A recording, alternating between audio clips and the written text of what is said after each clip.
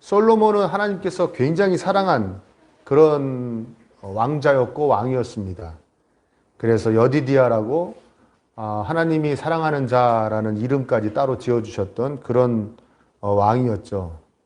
기브온 산당이라는 곳에서 하나님께서 이 솔로몬에게 나타나셔서 네가 원하는 게 뭐냐? 내가 다 이루어 주겠다.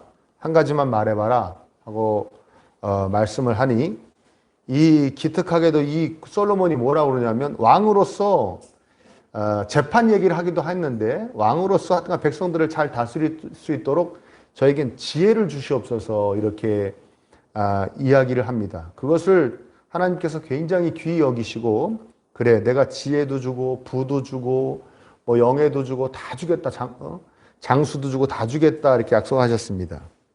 자, 그 솔로몬이 구했던 지혜 하나님 저에게 지혜를 주세요.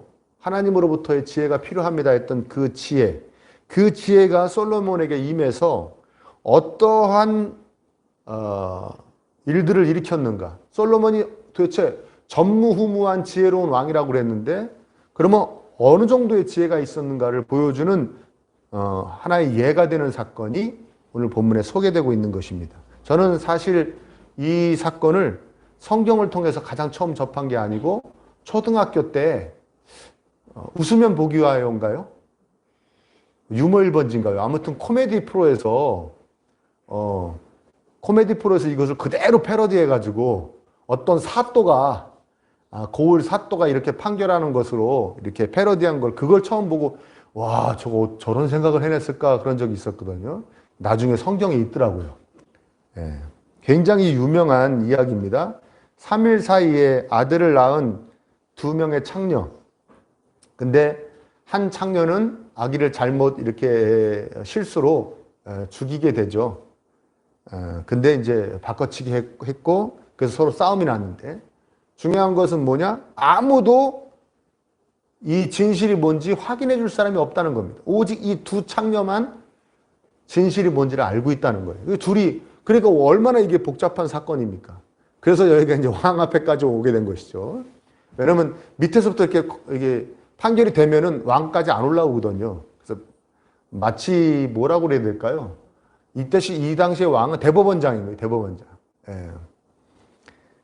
그래서 어떡합니까? 이 솔로몬이 그러면 반으로 잘라서 주는 수밖에 없겠다. 애를 반으로 잘라라. 그러니까 친엄마가 그냥 그 모종에 불타갖고 그래 아니 알았다고 저 여자 주라고 죽이지만 말라고 그래가지고 이제 밝혀진다 라는 이야기죠. 혹자들은 이 성경을 굉장히 부정적으로 해석하는 사람들은 이것을 굉장히 이제 악평을 합니다.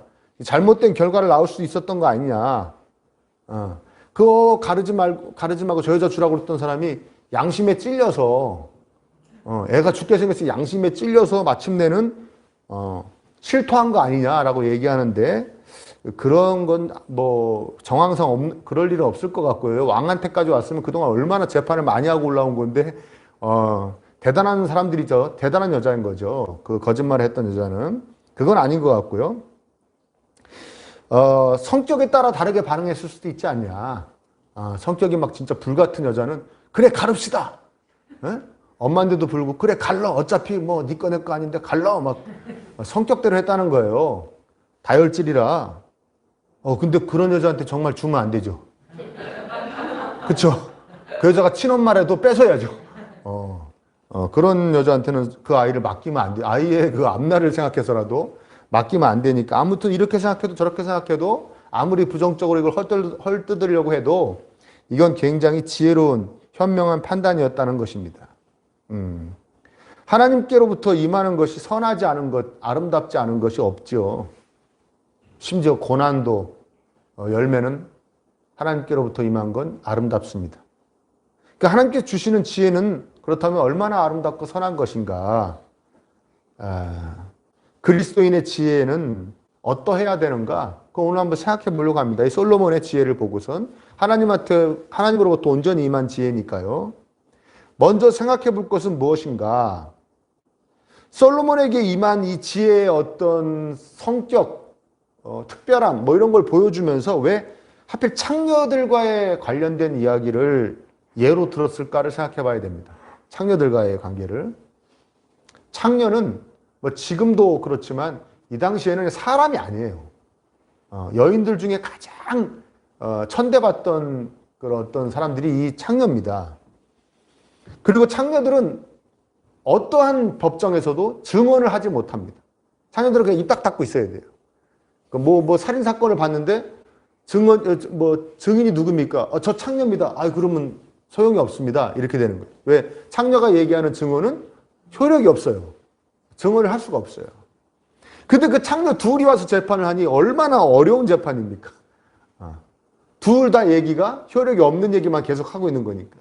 그러니까 그만큼 솔로몬의 지혜가 뛰어났다, 지혜로운 판결이었다라는 것을 입증하기 위해서 창녀를 예를 들었다라는 의미도 있고요. 그러나 그보다 더 진하게 담겨져 있는 의미는 뭐냐면 가장 힘없고 불쌍한 당시에 가장 소외 계급, 그런 창녀의 억울함까지도 풀어주었다. 솔로몬의 지혜가. 그러니까 그의 올바른 판결이 사회의 가장 낮은 곳까지 임했다는 것입니다. 하나님께서 솔로몬에게 주신 지혜는 이렇게 가장 밑바닥의 삶까지도 챙겨주는 지혜였다고 말씀하고 계시는 거예요. 이 사건이. 그 지혜가 가장 낮은 곳까지 그 선한 영향력을 끼치고 있음을 보여주고 있습니다. 자, 그리스도인의 지혜가 하나님께로부터 지혜를 공급받아서 사용하는 그리스도인의 지혜는 어떠해야 되는가? 다른 사람을, 주변을 이롭게 해주는 지혜여야 된다는 겁니다. 제일 중요한 것이죠. 그러니까 그리스도인이 지혜롭다. 저 사람 참 지혜롭다. 그런데 보니까 그리스도인이에요. 저 사람 참 지혜롭다. 그런데 교회 다녀요. 그러면 그 지혜로운 것은 주변 사람들을 유익하게 해줘야 되는 거예요. 내가 머리를 막 굴리는데, 그래서 막 지혜를 짜내는데, 매일 그냥 내 삶 챙기는 거, 이렇게 해야 내 가족 챙기는 거, 여기에만 온전히 쓰임받고 있다? 그건 지혜로운 게 아니라는 거예요. 그리고 내가 막 심사숙고해서 말을 하고 행동을 하는데 그게 주변 사람들을 이롭게 해주고 행복하게 해주는 게 아니라 주변 사람들을 막 힘들게 한다. 어렵게 한다. 주변 사람들에게 해를 입힌다. 이거는 그리스도인으로서 지혜로운 게 아니고 미련하고 어리석은 것이. 지혜로운 게 아닙니다. 여러분, 우리 어릴 때부터 귀에 못이 박히도록 들었으나 반만 맞는 말이 있습니다. 너무나 많이 들은 말인데 그래서 그게 맞는 말인 줄 알았더니 반은 맞고 반은 안 맞아요. 그게 뭡니까? 공부해서 남주냐죠. 그렇죠? 공부해서 남주냐? 많이 들어보셨죠? 전 숱하게 들었네요. 어릴 때. 공부해서 남주냐? 너 잘 되라고 그러는 거야. 공부해라. 뭐 숱하게는 안 들었어요. 우리 어머니 아버지는 그렇게 공부하라고 하시는 분이 아니었습니다. 원래 제가 알아서 했기 때문에 그렇게 안 하셨는데 아무튼 여러분 많이 들으셨죠? 여러분, 근데 성경적 기독교적 가르침은 뭡니까? 공부해서 남 줘야 된다. 남 주기 위해서 열심히 공부해라. 그렇게 아이들한테 말씀하고 계십니까? 너 세상을 위해서, 너희 주변 사람들을 위해서 공부 열심히 해라. 저는 여기까지는 얘기를 해요. 우리 애들한테. 너희들이 공부 열심히 해서 잘 돼야 엄마 아빠 노후가 걱정이 없다. 여기까지는 얘기를 하는데 그래서 공부해서 남주냐는 조금 되는 거죠? 좀 넘어섰죠? 공부해서 엄마 아빠 줘야 된다. 여기까지니까 좀 넘어섰는데 성경적 기독교적 가르침은 뭐냐? 남을 주기 위해 공부해, 남을 이롭게 하기 위해서 공부해야 된답니다. 남에게 유익을 주기 위해서도 열심히 공부해야 된다. 내가 머리를 써서 기질을 발휘해서 다른 사람을 이롭게 하고 유익하게 해줘야 되는. 여기서 여러분 우리가 드는 생각이 있죠. 이겁니다. 제 앞가림 할 지혜도 없어요. 저는. 저의 삶에 이 부딪히는 많은 문제를 그때그때 지혜롭게 해결할 그 능력도 없이 좀 머리가 나쁜 건지 어리석은 건지 모르겠으나 미련한 건지 저는 그 지혜도 없는데 무슨 다른 사람에게 유익을 줍니까? 그런 지혜를 제가 어떻게 구할 수가 있고 그걸 어떻게 제가 사용할 수 있겠습니까? 라고 말씀하시지만 바로 거기에 문제가 있을 수 있다는 거예요. 바로 거기에, 그 점에 문제가 있을 수 있다는 거예요. 왜냐하면 부동산 중개업을 오래 하신 분과 그 전에 좀 시간을 두고 대화를 나눈 적이 있어요.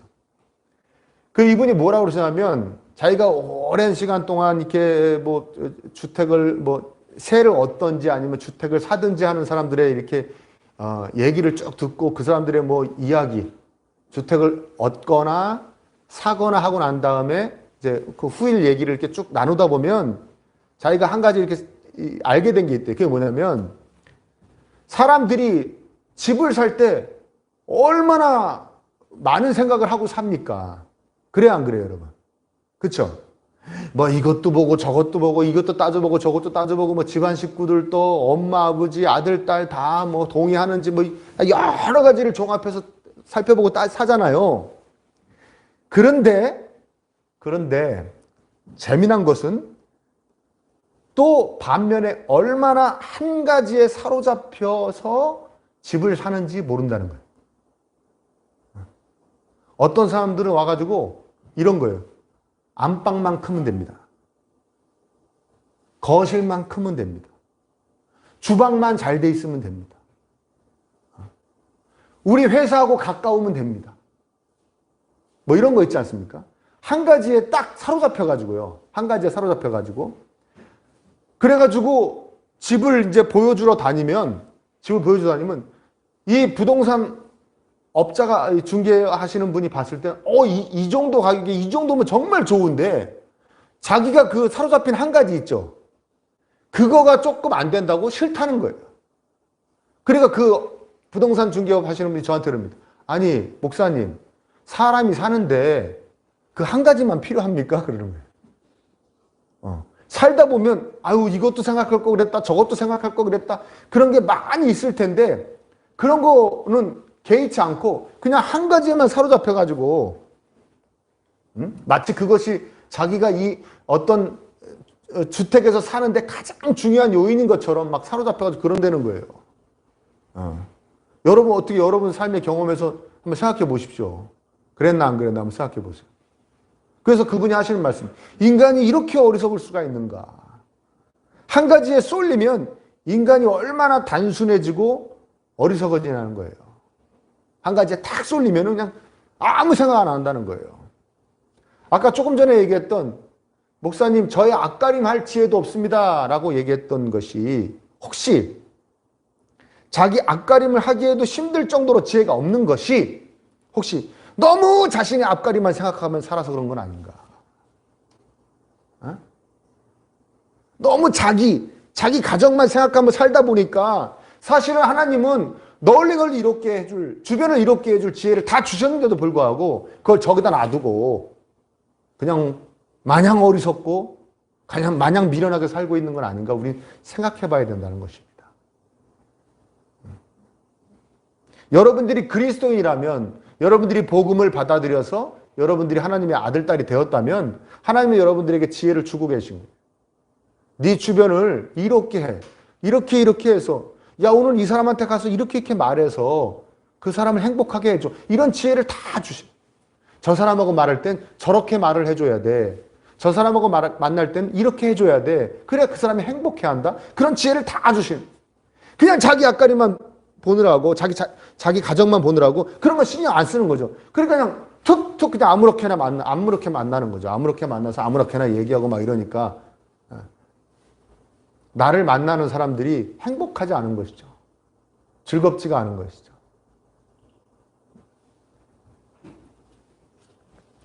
오래간만에 부모님을 뵈러 갈 때 그런 거 있지 않습니까?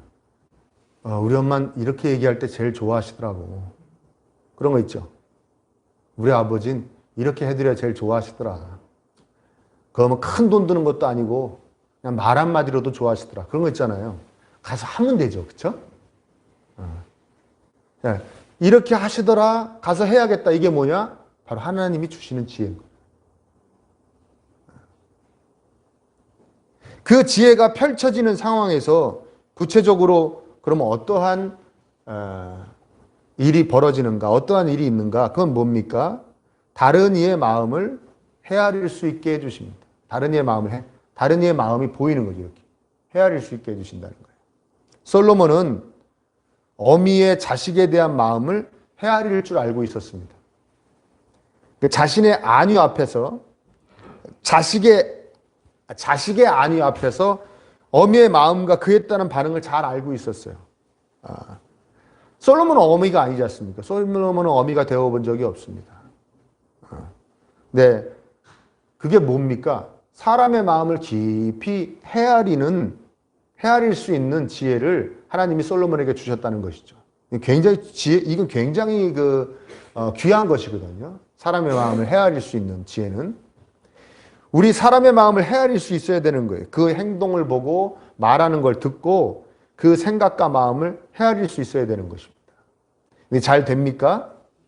요새 유행하는 프로그램들이 있죠. 다 요새 왜 이렇게 많이 생기는지 모르겠는데 사람들이 그렇게 마음이 많이 아픈가 봐요. 답답한가 봐요. 상담 프로그램이 이렇게 많이 생겼죠. 정말 많이 생겼어요. 뭐 연애 상담부터 시작해서 자녀 상담, 부부 상담, 뭐 별의별 상담이 다 있어요. 유튜브까지 확대하면 뭐 말할 것도 없고요. 근데 거기 다 무슨 문제입니까? 거의 다, 뭐 다 그런 건 아니겠지만 거의 다 뭡니까? 내 마음을 모른다는 거죠. 상대방의 마음을 모르는 겁니다. 자녀 문제 때문에 데리고 나온 사람, 자녀 마음을 몰라요. 얘가 왜 이러는지, 무슨 생각으로, 무슨 마음으로 이러는지 몰라서 그런 거죠. 부부끼리 나와서 상담하지 않습니까? 말도 안 통하죠. 부부끼리 이 사람은 이 얘기하고 이 사람은 이 얘기하지 않습니까? 그렇죠? 그야말로 남의 편이라고 해서 남편이고, 그렇죠? 그 남편의 생각을 자꾸 부인한다고 해서 부인이죠. 그 남편과 부인이에요. 도대체가 말을 하는데 똑같이 어떻게 한 집에서 그렇게 몇십 년을 살았는데 이 사람은 이 얘기하고 이 사람은 이 얘기예요. 딴 얘기하고 있어요. 딴 얘기. 서로의 마음을 전혀 헤아리질 않아요.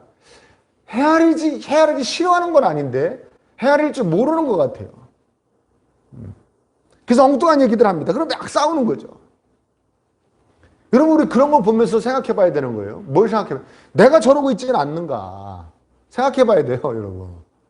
나는 뭐 마음을 잘 헤아리고 있다고 스스로 생각하는데 내 아내에 대해서, 내 남편에 대해서, 그 사람의 마음에 대해서 전혀 모르고 있을 수 있고, 내 자녀에 대해서, 자녀의 마음이 어떤지, 자녀의 무슨 생각하고 사는지 전혀 모를 수 있고, 그렇지 않습니까? 내 주변에 뭐 동료들이라든가 친구들이라든가 여러 사람들, 이웃들이라든가 지인들이라든가 전혀 그 마음을 헤아리지 못하고 살 수 있어요. 전에 어떤 조금 유명한 분이 한 10여 년을 거의 소득이 거의 없고 어떻게 살았나를 보니까 집을 있던 걸 팔아가지고 전세를 가고, 그래서 그 차익으로 살고, 그 다음에 전세로 또 그 돈을 다 쓰니까 전세를 또 줄여서 또 조금 더 보증금이 좀 덜한 데로 가서 그 차익으로 살고, 나중에 월세로 가서 뭐 이런 식으로 해가지고 10년을 사는 거예요. 10년을 살았는데 그때 10년 동안 거의 일주일에 두세 번씩 만났던 어떤 그 사람의 형 되는 사람이 둘이 나와서 얘기를 하는 거예요. 근데 그 형이 뭐라 그래요? 너 그렇게 살았냐? 그렇게 어렵게 10년을 산 그 동생 되는 사람한테 너 그렇게 살았냐? 친형은 아니에요. 친형은 아닌데 너 그렇게 살았냐? 왜 말을 안 했냐? 그러니까 이 사람이 뭐라냐면, 아니 뭐 말한다고 뭐 형이 도와줄 것도 아니고 그걸 말해서 뭐해? 그러더라고요. 그 형이 뭐라요? 야 그래도 이 사람이 자괴감 같은 게 들어. 야 그래도 그렇지, 어떻게 내가 너 옆에서 너를 내가 일주일에 두세 번씩 만났는데 어떻게 네가 그러고 살고 있는 걸 내가 몰랐니? 막 그러면서 막 그 괴로워하는 걸 제가 본 적이 있는데, 그런 거예요. 아무리 자주 만나고 아무리 뭐 그래도 저 사람 마음은 모를 수도 있어요. 응? 사람이 사람의 마음을 헤아릴 수 있다는 거, 그 사람의 마음을 들여다볼 수 있다는 거, 이 굉장한 능력입니다. 그래서 요새 오은영 박사가 잘 나가잖아요. 그렇죠? 왜 그럽니까? 물론 학습도 있고 체험도 있지만 여러 가지 임상이 있었겠지만 그분은 어떤 행동이나 말하는 걸 그런 걸 보고선 그 마음을 읽어내잖아요. 생각을 읽어내잖아요. 굉장한 능력이죠. 그런데 우리 그리스도인들도 그래야 된다는 겁니다. 우리 그리스도인들도. 근데 잘 되십니까? 그래야 주변 사람들을 행복하게 해줄 수 있어요. 그럼 평안하게 해줄 수 있습니다. 그래야 아까 얘기했던 그리스도인이 지혜롭다는 것은 반드시 주변 사람들이 그 지혜를 통해서 같이 유익해야 된다. 그게 되는 거예요. 마음을 못 헤아리는데 어떻게 그게 됩니까? 안 되는 것이죠. 이게 자연적으로 연결되는 거예요. 사람의 마음을 헤아린다는 것은 다른 사람이 여러 사람을 유익을 줄 수 있는 지혜라는 거예요. 그 지혜가 그 지혜라는 것입니다. 이해되십니까?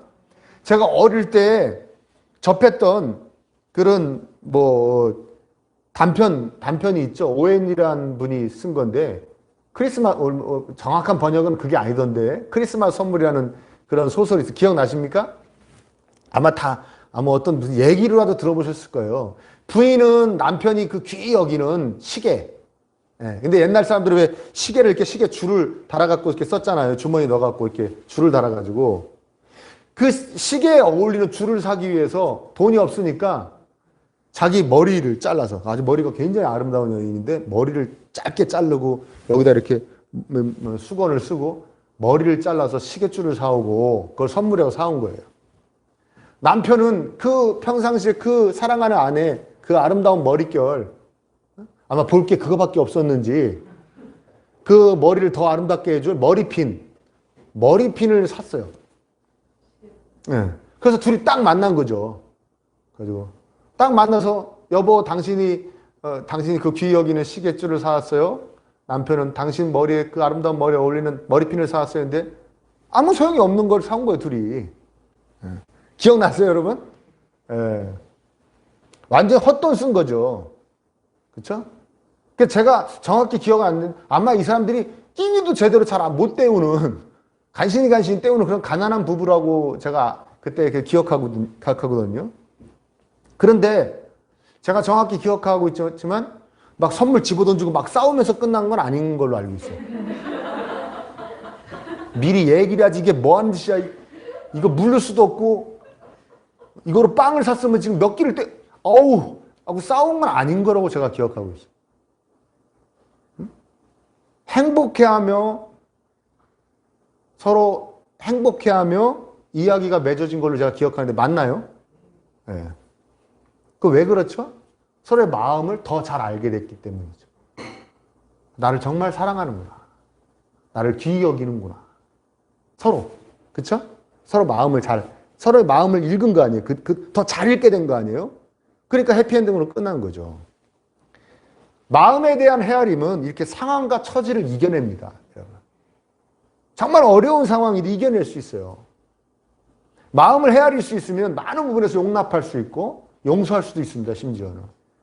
아, 이래서 그랬어. 아, 네가 마음이 그래서 그랬구나. 용서할 수도 있어요. 그리고 모든 어려움 가운데, 고통 가운데, 또 이 혼란함 가운데 그것을 이겨낼 수도 있고 극복할 수도 있습니다. 사람의 마음을 읽을 수 있다는 거, 헤아릴 수 있다는 건 이렇게 엄청난 유익을 가져다 주는 거예요. 그 하나님한테 구해야 되는 지혜고 그리스도인들에게 하나님이 그 지혜를 계속 부어 주십니다. 아멘. 그래서 하나님께서 주시는 지혜라는 것이죠. 기독교인의 지혜 속에는 타인의 마음에 대한 헤아림이 있다는 거 여러분이 늘 명심해야 돼요. 자, 그러면 하나님이 솔로몬에게 주신 지혜로 솔로몬이 이렇게 아주 잘 사용했습니다. 그래서 주변 사람들을 많이 유익하게 해줘. 그 사람들의 마음을 막 잘 읽고 헤아려서 주변 사람들을 유익하게 해주는데, 그러면 솔로몬한테는 뭐 어떻게 됐냐, 이거예요. 솔로몬한테는. 그것도 봐야겠죠? 28절 한번 보실래요?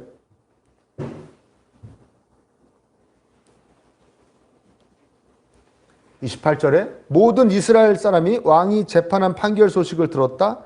그리고 백성들은 왕이 재판할 때 하나님께서 주시는 지혜대로 공정하게 판단하는 것을 알고 왕을 두려워하였다. 하나님께서 주시는 지혜로 공정하게 판결하는 왕이다 하고 왕을 두려워하게 되었다는 것이죠. 하나님께서 주신 지혜를 가진 사람을 주변의 사람들이 경외하게 됐다는 것입니다. 이 당시에는 왕이니까 왕에 대한 가장 적합한 대우는 경외죠. 두려워하면서 좋아하는 마음. 근데 오늘날로 얘기하면 그냥 우리가 하나님이 주시는 지혜로 주변을 유익하게 하고 사람의 마음을 잘 헤아린다면 오늘날 우리에게 주변 사람들이 어떻게 하게 해준다는 거예요? 경외한다는 말은 좀 안 어울리고 오늘날에 적합한 대우, 즉 인정하고 존중한다는 것이죠. 이해되십니까? 여러분들이 하나님께로부터 오는 지혜로 세상을 살아가면 그 지혜를 발휘해서 주변을 이롭게 해주면 그 사람들의 마음을 헤아려주면 여러분들을 인정해주고 존중해준다는 거예요. 세상 사람들이. 그러니까 결국엔 본인에게도 굉장히 유익한 것이죠. 지혜롭다고 하는데 여러분 이런 거 있잖아요. 자신은 막 지혜롭다고 그래요. 그리고 뭐 심지어는 그 주변 몇몇 사람들이나 그 가족들은 와 우리 아버지 정말 끝내줘. 머리 정말 좋아. 지혜로워. 능력 있어. 그리고 우리 어머니도 대단해. 처세도 잘하고 막 수완이 너무 좋아. 막 이러는데 그 넓게 보면 그 세상 사람들이 그 사람을 굉장히 그 존중하지도 않고 인정하지도 않고 아유 그건 뭐예요? 그건 지혜로운 게 아니고 약삭 빠른 거예요. 약삭 빠른. 그럼 주변 사람들은 존중하고 인정해요? 아니죠. 얄미워하고 있죠. 얄미워하고 있어요.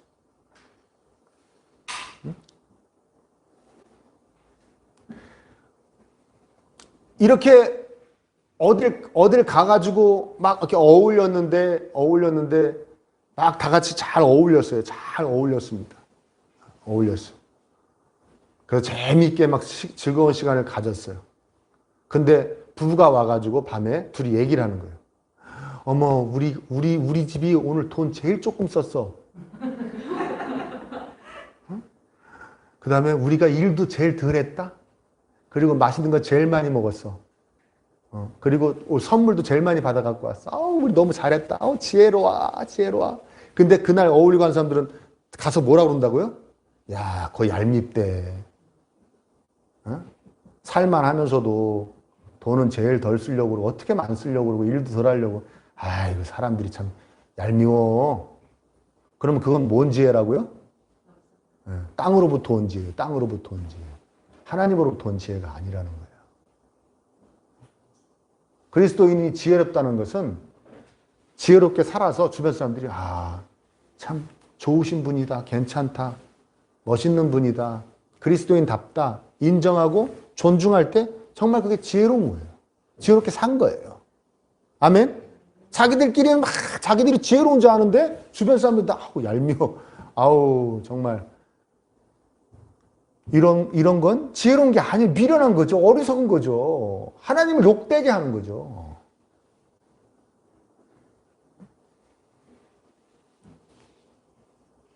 인정과 존중을 받고 살아야 되겠죠, 우리. 아멘? 중요한 겁니다. 무엇보다 늘 이야기하는 거지만 자녀들에게. 자녀들은 다 알잖아요. 자녀들에게 인정과 존중을 받을 수 있도록 저도 여러분도 애써 노력해야 될 줄 믿습니다. 아멘? 자녀들이 정말 우리 아버지 우리 어머니는 하나님이 주시는 지혜로 살아가는 분들이구나. 멋있다. 주변 사람들 많이 유익하게 하고 주변 사람들 마음 평안하게 하고 행복하게 하면서 멋있다. 그렇게 인정하고 존중할 수 있는 그런 부모로 살아가야 될 줄 믿습니다. 이렇게 말씀하시는 분들 가끔 만나요. 그러니까 착하게 살란 얘기 아닙니까? 그렇죠? 착하게 살란 얘기 아닙니다. 여러분, 무조건 착하다고 주변 사람 이롭게 합니까? 아니죠. 착하다고 다른 이의 마음을 헤아립니까? 그러면 부모들이 자녀에게 악하게 굴어서 자녀들의 마음을 못 헤아리는 겁니까? 아니잖아요. 무조건 착하게 살라는 말이 아닙니다. 왜? 하나님께서 부어주시는 지혜는 우리가 만들어낼 수도 없고 학습할 수도 없어요. 그건 오직 하나님이 주시는 것입니다. 이 하나님의 주신 지혜로만 온전히 산 사람이 딱 한 명 있습니다. 한 명. 성경에 얘기하는. 누구냐? 예수님입니다. 예수님. 여러분들이 그런 말씀 하시잖아요. 예수님은 하나님이시잖아요. 그런데 여러분들이 한 가지 아셔야 될 건 예수님은 참 하나님이시자 참 인간이십니다. 그래서 예수님이 왜 그렇게 다니시면서 행동하신 거, 말씀하신 것을 자세하게 복음서에 기록했냐면 너희들이 인간으로 신을 따라 살 때 예수님을 모델로 삼으라는 거예요. 그래서 예수님이 여러분 우리에게 보여주시는 것입니다. 예수님은 다른 말로 하면 여러분 그리스도라고 그러죠. 그리스도가 무슨 말인지 아시는 분? 기름 부음을 받은 자란 뜻입니다. 기름 부음을 받은 자. 구약 성경에 기름을 부어서 그 직에 임명하는 직이 딱 3개가 있어요. 첫 번째 선지자, 두 번째 제사장, 세 번째 왕입니다. 그러니까 예수님은 기름 부음을 받은 자의 뜻은 뭐예요? 예수님은 그 3가지를 다 하러 오셨다는 거예요. 선지자로 왔습니다. 선지자로 오셔가지고 어떻게 하셨는가? 늘 이 세상에 참된 것이 무엇인지 가르쳐 주셨어요. 그리고 구원에 받을 수 있는 길을 가르쳐 주시고 그 길을 자신이 여셨습니다. 많은 사람을 유익하게 해주신 것이죠. 이해되세요? 그 다음에 제사장으로서도 사역을 잘 하셨어요. 다른 사람의 마음을 다 품어서 하나님께로 가지고 갔습니다. 대표적인 게 뭡니까? 12해를 혈혈증을 앓던 여인. 병만 고쳐주셨습니까? 아니요. 그 마음까지도. 그렇게 12년을 사람 취급 못 받고 살았던 그 어떤 모든 모멸감, 외로움 이런 것까지도 다 품으셔가지고 그 마음을 헤아리셔서 그 마음을 다 다독이셨어요. 그리고 하나님께 올려드렸습니다. 그 여인은 해방을 얻고요. 간음하다가 붙잡혀온 여인, 이 여자를 죽여야 되겠습니까? 살려야 되겠습니까? 할 때도 그 여인의 그 수치스러움까지 다 품에 안으셨죠. 마음을 다 헤아리시는 분이에요. 성경을 보면 예수님이 사람을 만나서 얼마나 그 사람의 마음을 다 헤아리셨는지를 우리가 볼 수 있습니다. 그래서 어떻게 됐습니까? 정말 왕처럼 사람들에게 존귀 여김을 받으셨죠. 사람들에게 경외를 받으셨습니다. 그러니까 우리가 하늘부터 온 지혜로 제대로 산 분이 누군가를 모델을 봤을 때는 예수님을 봐야 됩니다. 근데 예수님이 뭘 하셨나? 평상시에 뭘 하셨나를 잘 봤는데 첫 번째는 뭐냐면 늘 아버지 하나님께 집중하셨습니다. 집중하셨어요. 그래서 나는 아버지 하나님 때문에 여기 왔다. 아버지 하나님의 일을 하러 왔다. 아버지의 뜻을 이루러 왔다. 늘 아버지 하나님께 집중했습니다. 그래서 잠언에 보면 이런 표현이 나와요. 어떤 표현이 나오냐면 이런 표현이 나옵니다. 여호와를 경외하는 것이, 하나님을 경외하는 것이 너희들 지혜의 근본이다. 아멘? 거기서부터 시작된다는 거예요. 하나님께 집중하고 하나님의 가르침에 열심히 공부해서 순종하는 것이 너희가 지혜로울 수 있는 근본이라는 거예요. 그 여호와를 경외하는 것이 지혜의 근본이라는 말이 바로 그 말입니다. 하나님께 집중해서 그 가르침을 따랐다. 그게 너의 지혜로운 삶이 될 것이라는 거예요. 대표적인 것 중에 하나가 뭐예요? 지난주엔가도 우리 같이 합독했지만 잠언에 6번 나와요. 이 가르침이 6번 나와요. 굉장히 중요한 가르침이에요. 뭘 것 같습니까, 여러분? 보증 서지 말아요. 보증 서지 마라. 네? 잠언에 6번이나 나오면 찾아보십시오, 한번. 보증 서지 마라. 이건 하나님이 주시는 지혜의 가르침이거든요. 어릴 때도 이런 가르침 받을 수 있죠. 예를 들어서 아버지가 누구 잘못 보증 섰다가 완전히 집을 홀딱 망해가지고 그런 속상해가지고 어릴 때부터 속상해가지고 너 이 다음에 절대 보증 서면 안 돼. 뭐 이럴 수는 있죠. 그런 거 외에 누가 여러분들한테 보증 서지 말라고 가르쳐 주겠습니까? 성경에 나오는 거예요. 그런데 이게 얼마나 중요한 가르침입니까? 원래 성경의 메시지에 어울리지 않는다고 생각할 수 있어요. 사랑의 메시지, 희생과 헌신하라는 메시지를 주는 성경이 왜 좀 쌀쌀맞게 보증 서달라는 걸 거절해라 이런 걸 가르칩니까? 할 수 있지만 성경은 뭐라고 그러냐면 너가 줄 수 있는 한도 내에서 그냥 주라는 거예요. 대가 없이. 대가 없이. 근데 보증은 뭡니까? 내가 사는 그냥 모든 게 다 날아가 버리는 거잖아요. 근데 나 혼자 살아요? 내 가족도 살아요. 내 가족도 같이 살지 않습니까? 그런 건 하지 말라는 거예요. 왜 네가 희생하고 헌신해가지고 네 가족들까지 다 그냥 길바닥에 나앉게 되는 그런 건 만들지 말라는 거예요. 이제 무슨 말인지 이해되십니까? 아멘?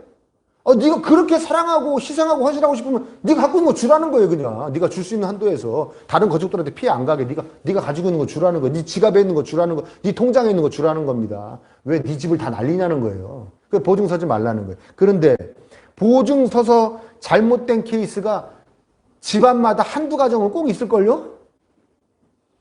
우리나라에? 응?